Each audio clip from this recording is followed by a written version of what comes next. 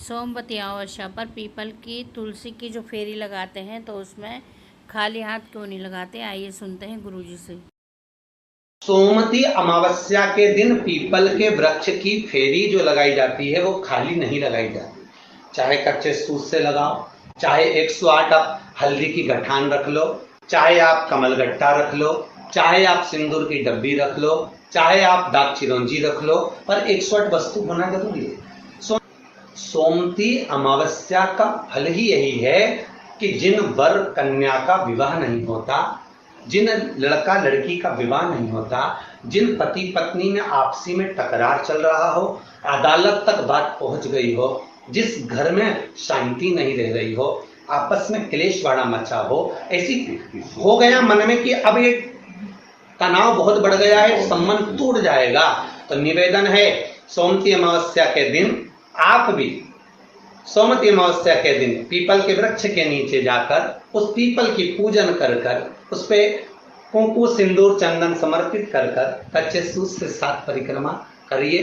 7 बने तो 7, वैसे तो 108 लगाओगे तो आपके जीवन में सुखता आएगी। और ये वो सोमवती अमावस्या पड़ रही है जिसको सोम पुष्प कहा जा रहा है, पुष्य नक्षत्र पड़ रहा है और 2 शनि प्रदोष है जो स्वयं भगवान शंकर के लिए शुभ है।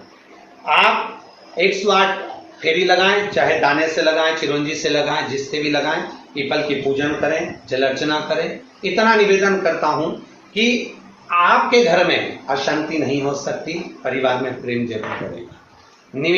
निवेदन है जिसके घर में क्लेश बहुत मचा हुआ है, या कोई पैसा खाकर चले गया, धन नहीं दे रहा, रुपया नहीं दे रहा, और बहुत मशक्कत कर लिए, हाथ जोड़ लिया, पांव पड़ लिया, रुपया नहीं दे रहा, तो काली तिल्ली को पानी में गला दीजिए और पानी में गलाकर उसको सुबह पीस लीजिए। सोमवती अमावस्या के दिन सुबह पीसिए, पीस कर एक कटोरी में उसमें पीला चंदन मिला लीजिए, उसको लेकर जाइए। 1 लोटे में दूध और जल लेकर जाइए, 5 बेलपत्र लेकर जाइए, शंकर के मंदिर में पहुंचिए। शंकर जी के शिवलिंग को, वो जो तिल आपने पीसी है उस तिल को आप मिक्सर में मत पीसना, हाथ में कूटी, हाथ से कूटिए या कोई बेलन से या कोई वस्तु से उसको पीसिए और पीस कर उसका उत्तन तैयार करिए, उसमें चंदन मिलाकर शंकर के शिवलिंग को समर्पित करिए, शंकर के शिवलिंग को लगाइए। केवल शिवलिंग को ही नहीं, भगवान शंकर की संपूर्ण जलाधारी पर, जहां शंकर भगवान की बेटी अशोक सुंदरी है, कार्तिकेय जी हैं, गणेश जी हैं, उस पूरे जलाधारी में जहां पार्वती मैया भी विराजमान है, पूरी जलाधारी को समर्पित करिए। समर्पित कर कर त्रिपुंड लगाइए, अपनी 3 उंगलियां उसी चंदन पर फेर दीजिए, फेर कर अपनी कामना कर कर बेलपत्र चढ़ा दीजिए। 5 या 7 बेलपत्र आपके भाव से आप शिव को समर्पित कर दीजिए।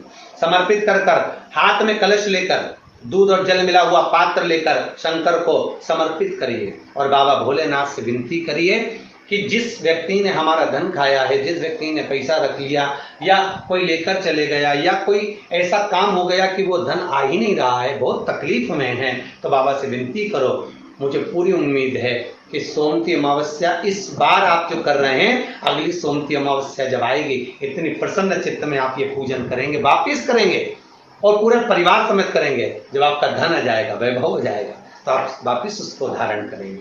फिर नहीं, और लिख के रखना, अगली सोमवती को फिर करना, जब सोमवती अमावस्या पड़े फिर उसको करिएगा, आपको फल अधिक मिलेगा। मेरा निवेदन, जिन कन्या और वर के विवाह नहीं हो रहे, वो सोमवती अमावस्या के दिन जाकर बाबा पीपल के पेड़ की फेरी अवश्य दें।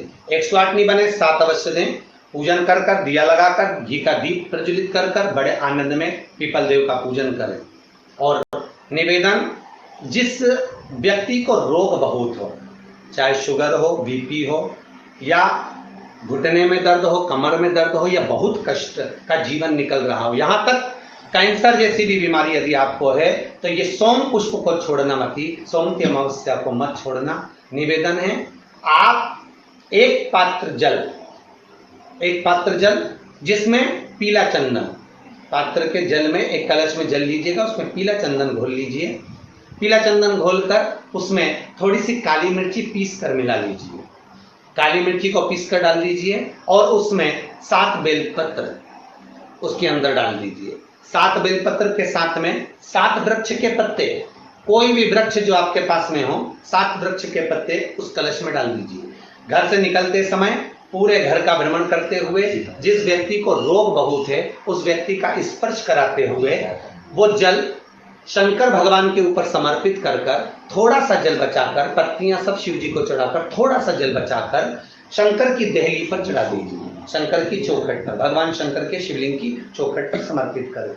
शिवलिंग की चौखट पर समर्पित कर कर उसी जल जो आपने देहली पर चढ़ाया है उसी जल का भाग थोड़ा सा कटोरी में 1 चम्मच के बराबर लेकर आइए। जो व्यक्ति बीमार है उसके शरीर पर उसको छींटा दीजिए। 3 बार छींटा देना है, सुबह, दोपहर और शाम। उसके बाद में बाबा विश्वनाथ से प्रार्थना करिए। शाम के समय घर के बाहर एक घी का दिया अवश्य लगाइए।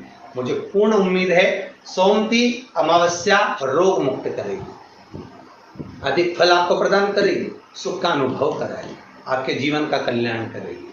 और निवेदन, सोमती अमावस्या हमारे जीवन को फलित करने वाली, सुख देने वाली, आनंद देने वाली, हम उसका लाभ अवश्य लें।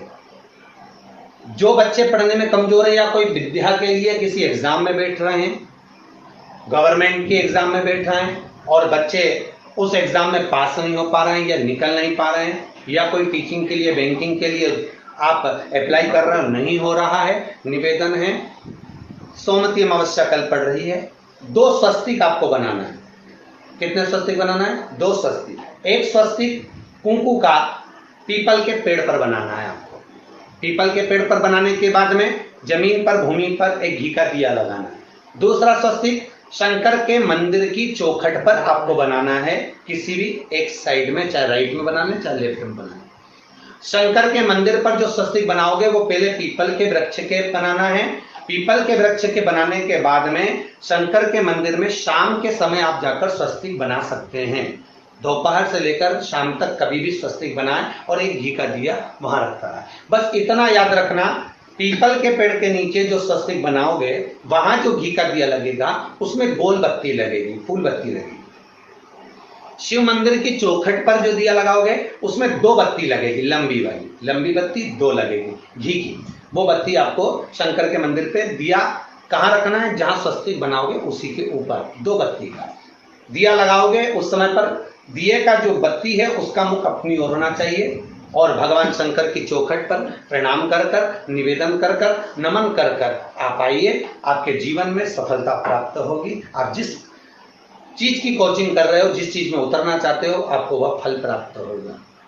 के दिन जो अमावस्या पड़े वो सोमती अमावस्या कहलाती है। क्या करना पड़ता है उस दिन? पीपल के पेड़ की परिक्रमा करो या तुलसी की परिक्रमा करो या पूजन करो, पाठ करो, कुछ भी करो, पर सोमती के दिन दान करो, पुण्य करो, सत्कर्म करो, भजन करो। तो सोमती अमावस्या का विधान इतना शास्त्र क्यों कहता है कि सारी अमावस्याओं में प्रबल सोमती अमावस्या, शनिचरी अमावस्या से भी बड़ी अमावस्या सोमती कहलाती है। हमारा जितने भी ग्रह, सारे ग्रह चंद्रदेव के साथ मिलकर भगवान शंकर की आराधना में डूबते हैं और भगवान शंकर की आराधना में डूबते हैं तो उस दिन जो किया हुआ दान, पुण्य, सत्कर्म है वो हमारे, आप लोगों को मालूम होगा, पितरों की 3 गतियां, पितर, आहुत, वासुक। कितने? 3। गर्भ में जो चले गया आहुत है, कुमारी अवस्था में गया, जिसकी शादी नहीं हुई, आहुत। पितर अधोगति में अचानक बहुत सारी तमन्ना थी, बहुत कुछ करना चाहता था और अचानक चले गया, मर गया, पितर गिनती में। जो एक्सीडेंट आदि, खांसी, सुसाइड, बस 3। शास्त्र कहता है सोमती अमावस्या के दिन ये तीनों आहुत, पितर, वासुक, जहां पर घर की कुल की माता पीपल की परिक्रमा करती है या तुलसी की परिक्रमा करती है या पूजन करती है या दान करती है सोमती अमावस्या के दिन, तो ये तीनों को उसका भाग प्राप्त हो जाता है और तीनों तर जाते हैं। इसी तरह महाशिव पुराण के उपाय जानने के लिए मेरे चैनल को लाइक, शेयर, फॉलो करके सब्सक्राइब कर लीजिए। हर हर महादेव। श्री शिवाय नमस्तुभ्यं।